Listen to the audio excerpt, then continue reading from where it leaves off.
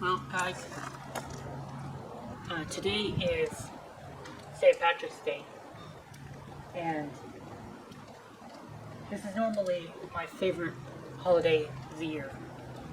It's it's wonderful to see all the balloons, and it's actually my half birthday. This is how I remember St. Patrick's Day.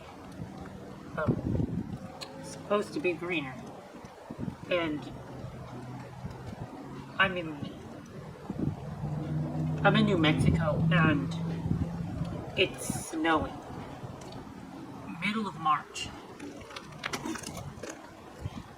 If this isn't climate change or something weird going on, I don't know what would be, but it's not a pretty look. And you know,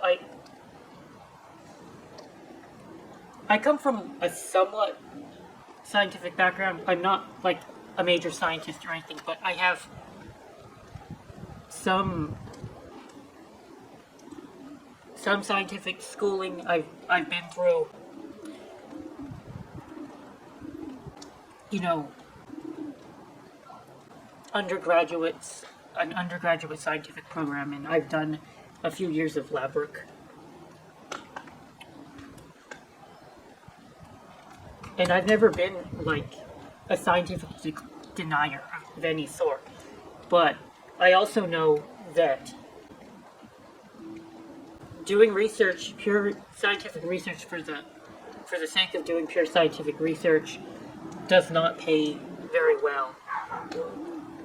And without funding of some sort, you aren't going to really... Scientific research needs funding, but no one is going to really care about how many different types of beetles live in a patch of the Amazon. I remember having a class on biological diversity, and the professor would talk about how they were able to classify beetles by how their genitals look under a microscope. Like, alright, that's very cool, but who gives two shits? And of course you can't say that during class to a professor in a lecture hall, but, you know, that's what's going through my head.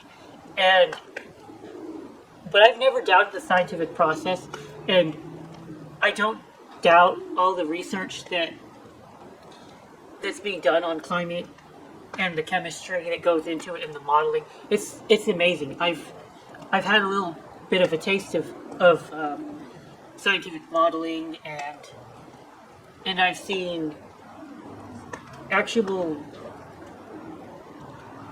professors and their PhD students having a debate about a scientific paper, and it was all very interesting. But I also know that scientists need funding, and when you start to introduce money and people's livelihoods to anything, there's going to start becoming other motivations, and people will inevitably have agendas. You know what I mean? So this isn't really... I really don't know what I'm trying to say, but what I do want to say is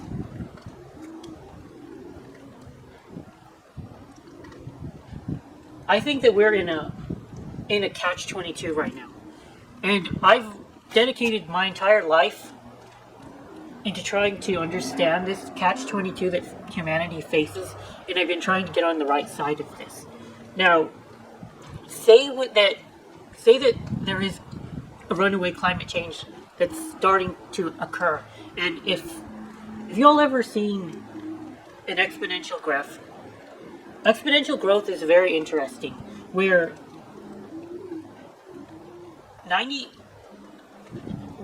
of the time before something runs away exponentially or logarithmically, exponentially or more likely logarithmically, everything seems okay until the last 2 to 3%, and and then the graph just goes off into the stratosphere, and you get that oh shit moment. Well, if we're really on that precipice that environmentalists warn us about, there's really no way to stop it without cutting back on fossil fuels and the mining industry. And of course, I know that our way of life depends on the mining industry and fossil fuels. But see, this is another reason why I'm so heavily invested in metal and I collect so much silver plate. Because if nobody is willing to invest into capital for more mining, especially younger generations, as mining and extractive industries have become kind of social poison, then how are we able to get more electric cars and create all the battery infrastructure in order to try to even minusculely affect how much carbon and pollution and greenhouse gases go into our environment? There really is no way. You can't have no mining and no oil production and our way of life at the same time. And environmentalists, they know this. But do they want to live in a hut?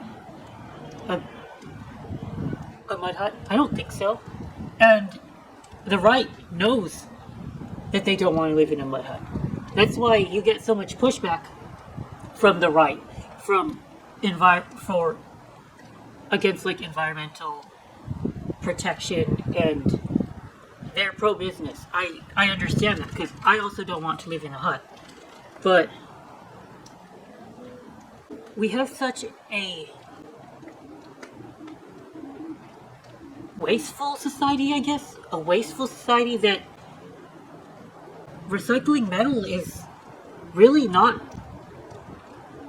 much of anybody's time. It's the value of a metal at $2 to $3 a pound. When you compare it to the insane amount of work that a mine has to go through in order to move tons and tons of dirt and ore and extract it using chemicals and purify it using heat and all the insane things that a mine does, often hundreds of feet under the earth. And when we see metal trading at $2 or $3 a pound at a scrapyard, that's a complete afterthought. So here's where I'm coming from. If we can't continue to mine, we can't, without exacerbating climate change, but we can't have the products that we must use, we must need in order to sustain our lifestyles. It has to come from the things that we've already accumulated in our world. The wealth that we have in this earth has to be cherished greater. And so here I am trying to make a modest living, reselling silver plate, learning about antiques, but also one day I expect that this metal will be treated better compared to, say,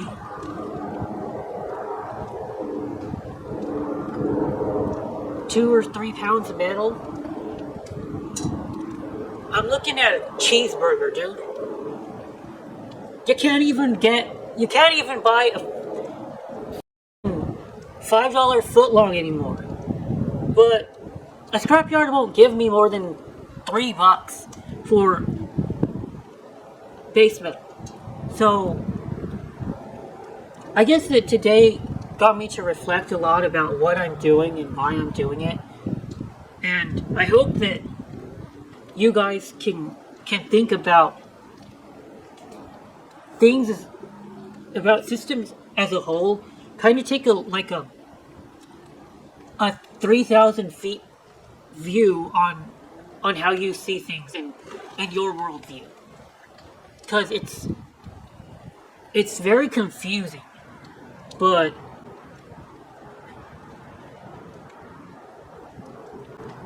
we just do the best we can for with the tools we have, and I hope that you guys can think of other things you can do. And I'm not just talking about recycling. I'm not just talking about less waste, but look at things from a systemic point of view. Banking system, government, society, economics.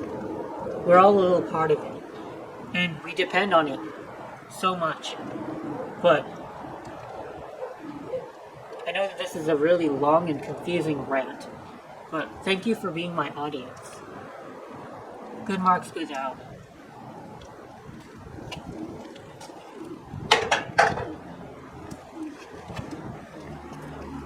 Yeah, it says March 17th. St. Patrick's Day, 2023.